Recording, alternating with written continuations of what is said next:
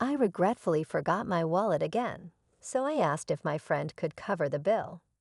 When my niece's school had an extended break, it became a routine for my single mother's sister-in-law and her daughter to stay at our house.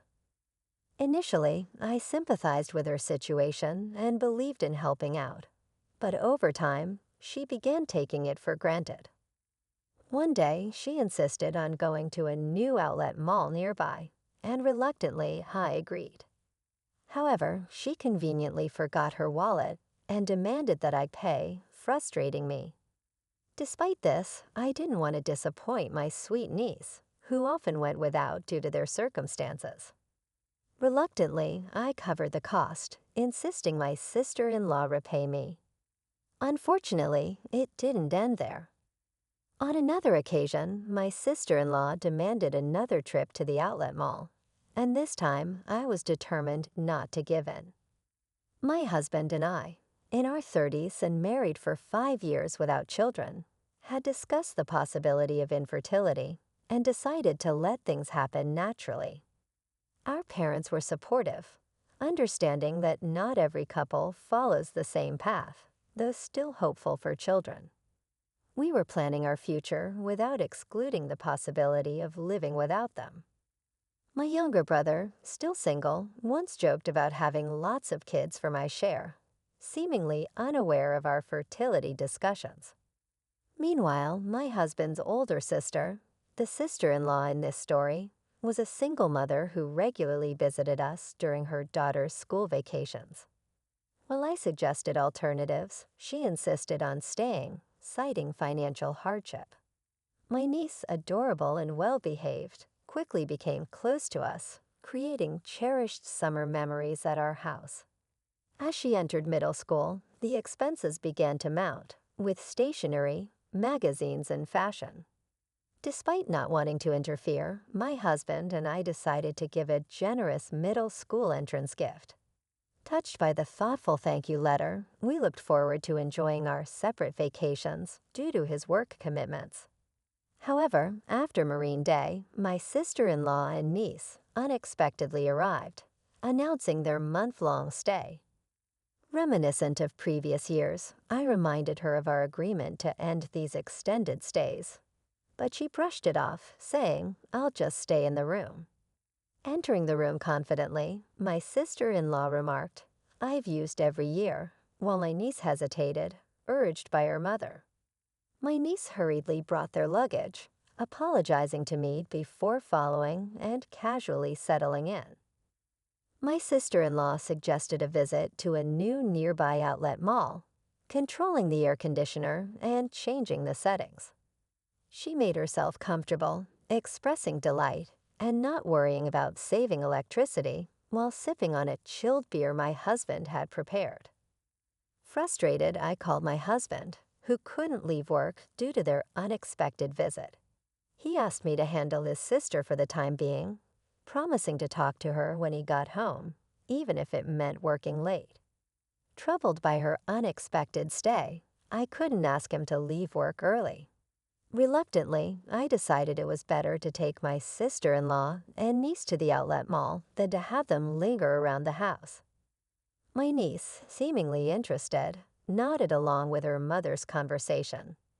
Despite my reservations, I couldn't bring myself to ask her to endure it, especially considering she's my husband's relative. Unprepared for lunch and with unexpected guests, I reluctantly agreed to take them to the outlet mall, acting for a bus due to the heat, complaining about the walk and the absence of the car. My sister-in-law begrudgingly understood the situation. As we arrived at the outlet mall, she started fussing about forgetting her wallet.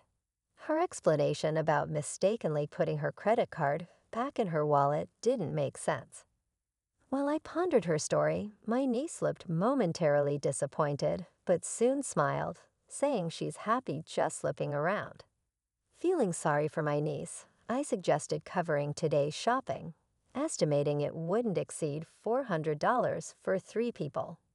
However, my sister-in-law seemed most delighted, eyeing expensive items from famous brands. I ended up playing the role of her wallet, using my credit card since I didn't have enough cash, demanding repayment as soon as we got home. My sister-in-law claimed she couldn't do it right away, citing a lack of cash and a forgotten bank card. When I suggested using her credit card's cash advance, she claimed her credit cards had expired, blaming a mix-up with a new one. I pressed her for proof, incredulous that she had allowed her cards to expire 3 months ago. She explained that she had panicked and switched wallets when her old one broke, making an honest mistake. She didn't want her in-laws to know about her financial struggles, having already burdened them with the divorce. I found it challenging to be too harsh with my sister-in-law, especially since she promised to repay me once back at her house. During that summer, she stayed with us for about a month, while my niece eagerly helped with housework and expressed interest in cooking. My sister-in-law assumed a more demanding, mother-in-law-like role, questioning the delay in lunch and criticizing our approach to saving electricity. My sister-in-law never contributed to housework and complained twice as much as anyone else. With her and my niece's presence, daily chores expanded to doing laundry for 4 people. When I mentioned the no air conditioning rule, complaints tripled. Frustrated, I asked my sister-in-law for help in hanging the laundry, but she dismissed it, insisting that being in the sun affected her skin and demanding an expensive sunscreen brand. After a month of enduring this, my sister-in-law finally left with my niece. However, when I asked her to repay the money she owed, she refused, claiming she couldn't do it before payday. Persistent in my demands, I eventually sent a certified letter as proof. When my niece discovered her mother hadn't repaid the money, she revealed that her mother had been receiving financial support from her ex-in-laws since the divorce. My niece promised to take responsibility and repay me from the financial support her mother received. She also expressed concern about her mother's increasingly sloppy lifestyle, embarrassing her. This situation fueled my anger toward my carefree sister-in-law. With my niece approaching high school and college expenses looming, I felt compelled to teach my sister-in-law a lesson. Taking advantage of the school break, my sister-in-law and niece stayed with us again. Immediately upon arrival, my sister-in-law demanded a trip to the outlet mall, claiming she needed winter clothes. Sensing a potential repeat of her carelessness, I had already contacted some allies. After about 2 hours of shopping, my sister-in-law called, admitting she forgot her wallet and requested I cover the cost. Half of me thought it was typical, while the other half was exasperated, claiming that my niece wasn't feeling well, and we had already gone home. I declined to cover her expenses, infuriated by her carelessness regarding her daughter. I emphasized that all she had to do was admit she didn't have enough money and return the items. Why did I have to cover the expenses for her shopping? Regardless, I needed to proceed with my plan. I informed her that I would be back soon. After dropping my niece off at home, she questioned the time frame, and I mentioned I had just reached a nearby bus stop, indicating it would take another hour using public transportation. Surprisingly, she accepted this without demanding a taxi, making me suspicious that she might be up to something. She likely didn't want to risk me not coming back if she complained too much. An hour later, I arrived at the designated store with my collaborators. My sister-in-law was there, arms full of clothes and bags, instructing the staff to add more items. It seemed she planned to shop even more while awaiting my return. When I greeted her with an apology for the delay, she was surprised to see familiar faces beside me. Alongside me stood my husband, who was supposed to be at work, and then my father-in-law appeared, changing my sister-in-law's expression from surprise to confusion. She stammered, questioning why my husband was there. I had informed him about her failure to repay the money, and he was aware of everything that had transpired. He had agreed with my plan and was actually at home on a day off, hiding in the bedroom when my sister-in-law arrived. I had followed our plan and told her he was at work, and she believed me without checking. After hearing the story from my niece, my husband agreed that we should inform his parents. We reported everything, including her extended stay and refusal to repay the money. When I explained our plan for the day to my in-laws, they were furious, saying it was outrageous. After separating from my sister-in-law at the mall, I immediately contacted them. My husband had driven ahead and waited for us. My niece and I left my sister-in-law and went to the parking lot, where my husband was waiting to drive us to a hotel to meet my in-laws. They had planned to go on a short trip to a rural area, but they prioritized our situation over their trip and waited at the hotel. I felt bad that their plans were ruined, but they insisted on dealing with my sister-in-law's antics first. As planned, we left my niece with my mother-in-law at the hotel and returned to the outlet mall. When we confronted her, my sister-in-law furiously accused me of being cheeky for someone who was just a wallet to her. However, my husband and father-in-law took away all the clothes and bags she was holding. My husband retorted, "What are you doing? Don't return my clothes. They're not yours if you're not paying for them." My sister-in-law hesitated for a moment as my father-in-law returned the items to the store staff. My husband then dragged her out, and as he pulled her arm, she screamed, "It hurts. Let me go. Someone help. He's attacking me." Realizing she couldn't overpower him, she started accusing my husband of being a villain. My father-in-law, who had returned from explaining to the store, pulled something from his jacket pocket. He was, in fact, a police officer. "I just happened to witness the incident," he explained, "and everyone around us stopped listening to my sister-in-law's complaints. They pushed her into my husband's car, parked in the lot. After reporting her actions to my in-laws, my father-in-law immediately checked her bank account. My niece knew where the passbook was, so they checked at my sister-in-law's house while she was away. My in-laws had been providing her with a monthly stipend, believing her claim of wanting to save the divorce settlement money for my niece's future. However, the entire amount was withdrawn on the day it was deposited, leaving a zero balance.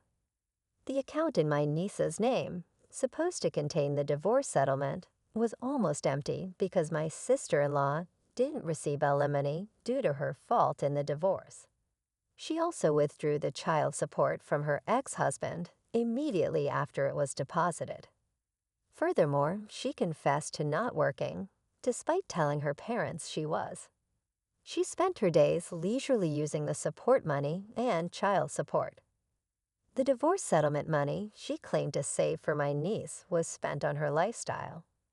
When it ran out, she planned to buy designer goods and sell them for cash. She even boasted about how well-known Target outlet items sold. My father-in-law hung his head in shame and apologized to us. Despite feeling sorry for my father-in-law, I showed them a video as evidence. It captured my sister-in-law red-handed. Whenever she and her daughter stayed with us, my husband's and my belongings mysteriously disappeared. It was too coincidental to happen every time, and more items vanished with each visit. Without proof, I couldn't accuse her, but I kept an eye on her. After she didn't repay the money I had fronted, I couldn't watch her all the time, so I installed hidden cameras in our rooms. Multiple times during her stay, she seemed to be searching our room when I was out. Finally, she began to blatantly steal. Just before leaving, there were times when she had checked the location many times and would go straight to its destination and steal what she was looking for.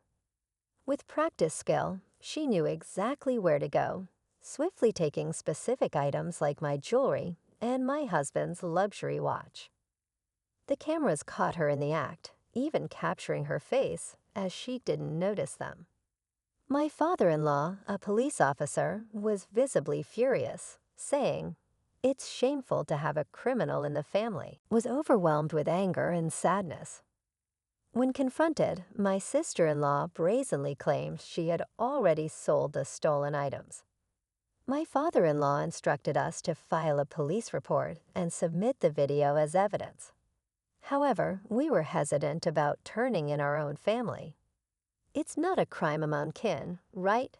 We don't count someone who exploits kindness and repays generosity with evil as family, my husband said as he started the car engine. My sister-in-law asked, "Where are you taking me?" My father-in-law answered, "To the police, obviously." She screamed as if it was the end of the world, begging us for mercy. She tried to destroy my phone, claiming it would erase the evidence, but I informed her it was just a copy and the original was safe at home. She resigned to silence when she realized she had no escape. She pleaded, "I'll repay the money, just don't take me to the police." It's not just a matter of getting your money back.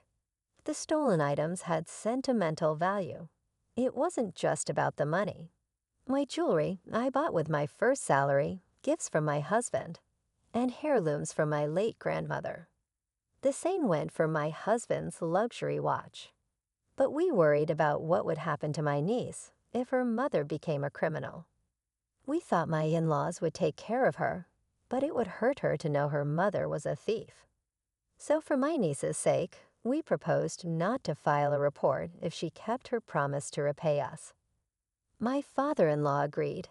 To ensure she kept this promise, she had to repay a set amount each month, earned through her own labor. If she failed, we would immediately file a report. I told him that I had recorded the entire conversation, as suggested by my father-in-law, for evidence. My sister-in-law had no way to deny or forget what was said.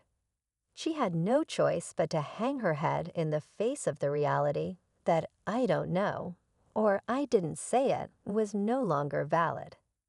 Later, she was taken back to her parents' house by my father-in-law. We received an apology from my in-laws. Later, they admitted they had been too lenient due to their love for their granddaughter and their daughter's manipulations. They realized they had spoiled her too much and vowed to re-educate her strictly. My sister-in-law, who had always been pampered, thought it was her due. After getting engaged, she quit her job to become a housewife, even though it was difficult to get a job again after the divorce. My sister-in-law herself confessed that she thought she was only working part-time, but in reality, she wasn't working at all. After her divorce, she didn't even attempt to work, saying she didn't want to be associated with unfashionable older women. My father-in-law, knowing she was too sheltered, arranged for her to work at a company owned by his acquaintance. The owner was strict but fair.